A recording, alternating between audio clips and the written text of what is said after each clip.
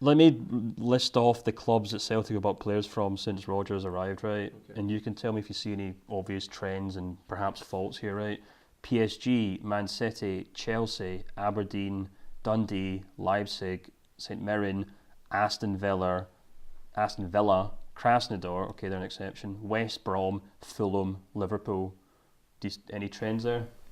I see a lot of big teams, so presumably like guys that haven't made the cut at a big team. Slash big wages. Big teams in England.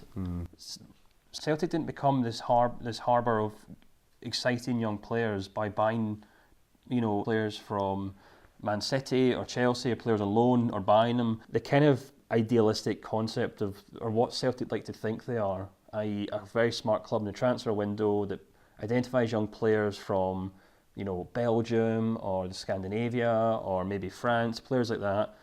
That hasn't happened in the last 3 seasons at all. Celtic have been buying players from England. That suggests to me that Rodgers is the one behind the curtain here, and he's the one who's deciding where the players come from, because it's not as if Celtic suddenly decided they're going to start buying players that Brendan Rodgers knows about in England.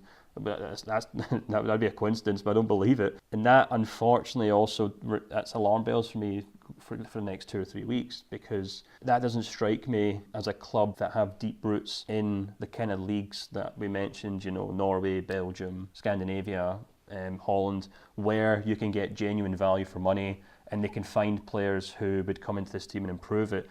That strikes me as a club that have basically spent the last 2 or 3 seasons seeing what kind of deals they can get in England, and now what's the one league in all of Europe that they can no longer buy players from? England. So I don't know what's going to happen.